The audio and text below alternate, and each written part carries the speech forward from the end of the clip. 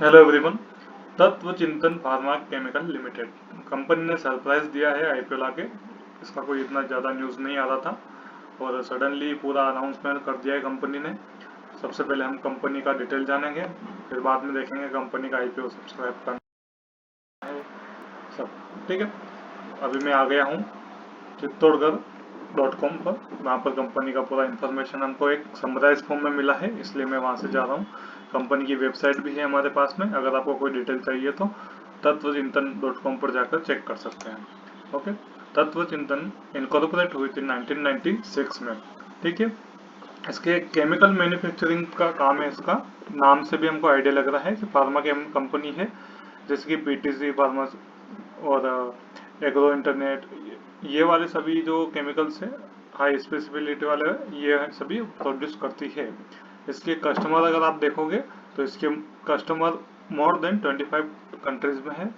Okay, और जैसे कि कस्टमर कौन सी इंडस्ट्रीज के हैं, तो जैसे automotive, petroleum, agrochemical, dice, pigments, paints, सब तरह की इंडस्ट्री इन्होंने कवर कर रखी है। 2020 का अगर इनका FY20 का एक्सपोर्ट देखें, 76% एक्सपोर्ट था टोटल रेवेन्यू का। मतलब ये कंपनी का एक्सपोर्ट ही 76% है। तो आप सोच सकते हो इसकी ग्रोथ कितनी अच्छी रहेगी। इसके मेन क्लाइंट जैसे कि यूएस में सबसे ज़्यादा है, क्योंकि इसका एक यूएस में एक फार्मा इसका बोल सकते हैं सब्सिडरी टाइप कंपनी भी है।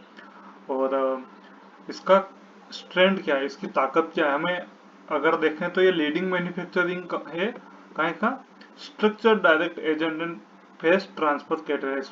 ये कुछ प्रोडक्ट्स हैं फेस ट्रांसफर कैटलाइज करके, तो वो वाले डाइवर्सिफाई प्रोडक्ट पोर्टफोलियो है। Global market presence with customer base across the industries. मतलब क्या, मैंने आपको अभी थोड़ी देर पहले बताया सॉरी कि इनका 25 से ज़्यादा कंट्रीज में कस्टमर्स है। वो कस्टमर इनको इम्पेक्ट करता है रेवेन्यू इंक्रीज करने में। लोकेटेड मैन्युफैक्चरिंग इन गुजरात। गुजरात में कैसे कि पोर्ट पास में आ गया, हजीरा पोर्ट पास में आ गया, तो एक्सपोर्ट करने के लिए अच्छा रहता है। Experience promoters and manager team, जो इनका टीम है, सबसे मेन चीज क्या रहता है कंपनी में, उसका मैनेजमेंट कैसा है, उसके डायरेक्टर कैसे, उनका गवर्नेंस कैसे कर रही है। तो वो एक अच्छा एक्सपीरियंस टीम है जो सपोर्ट करता है कंपनी को ग्रोथ करने के लिए। फाइनेंशियल परफॉर्मेंस का अगर देखेंगे तो फाइनेंशियल परफॉर्मेंस भी बहुत अच्छा है कंपनी का। यहाँ पर आपको फाइनेंशियल परफॉर्मेंस दिया हुआ है, लेकिन मैं आपको कंपनी का रेड हेरिंग प्रोस्पेक्टस वहां पर लेके जाता हूँ। रेड हेरिंग प्रोस्पेक्टस क्या होता है, कंपनी जब भी आईपीओ इशू करती है तब कंपनी सेबी को कुछ डॉक्यूमेंट सबमिट करती है, उसमें से एक रेड हेरिंग प्रोस्पेक्टस रहता है। ये देखो 373 पेजेस का है।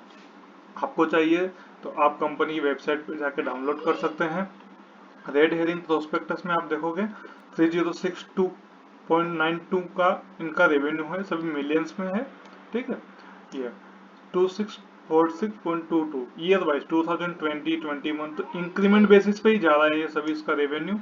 उसके बाद आप देखोगे तो सॉरी, प्रॉफिट बिफोर टैक्स भी 272 करोड़, 475 और 606, सभी इंक्रीमेंट बेसिस पे ही है। इसका मतलब कंपनी का एक फाइनेंशियल ट्रैक बहुत अच्छा है कंपनी का। सिर्फ मुझे एक चीज डाउट में लगा था, डाउट में क्या है, देखो कंपनी इतना बड़ा है तो ऑब्वियसली लोन उठाएगी। कंपनी के पास थोड़ा लोन ज्यादा है, तो होपफुली अगर इनका लोन, ये यहाँ पर बोरिंग का डिटेल भी दिया है, जैसे कि करंट बोरिंग, नॉन करंट 492 और 409 करोड़ का, ये बोरिंग थोड़ा ज्यादा है। तो फ्यूचर में बोरिंग रिड्यूस हो सकता है, आईपीओ लाई ये कंपनी हो सकता है उसी पैसे से पेमेंट करें, लेकिन उन्होंने ये नहीं बताया कि हम बोरिंग रिड्यू पेमेंट करेंगे। आईपीओ का पर्पस कंपनी का ये था कि एक्सपांशन ऑफ द दहेज मैन्युफैक्चर एक्टिविटी, दहेज में इनका जो प्लांट है उसको एक्सपांड करेगी और इनका R&D पर ही फोकस करेगी वडोदरा में जो है। ठीक है, तो जो भी कंपनी अगर आईपीओ ला रही है और ये एक्सपेंडिचर कर रही है कैपिटल वाले, तो एक अच्छा इंडिकेट देता है फ्यूचर फ्यूचर ग्रोथ के लिए। ठीक है, अब हम देखते हैं कि इनका आईपीओ का डिटेल क्या है। ओपन हो रहा है जुलाई 16 को, क्लोज होगा जुलाई 20 को।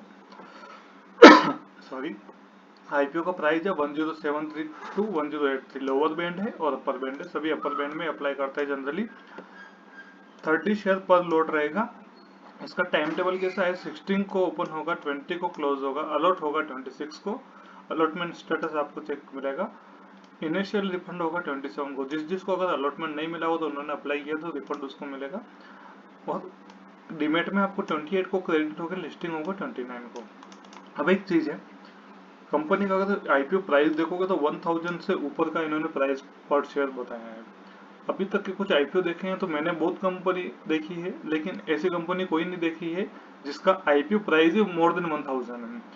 600, 400, 500 तक मैंने देखा है। तो अब आप देख सकते हो कि कंपनी का वैल्यूएशन कैसे, ये प्राइस कैसे कैलकुलेट होता है। कंपनी का इंटरनल टीम रहता है, इंटरनल टीम प्लस इनके ब्रोकर देते हैं, वो सभी डिसाइड करते हैं कुछ वैल्यूएशन फैक्टर यूज करके कि प्राइस एक्जेक्टली क्या होना चाहिए।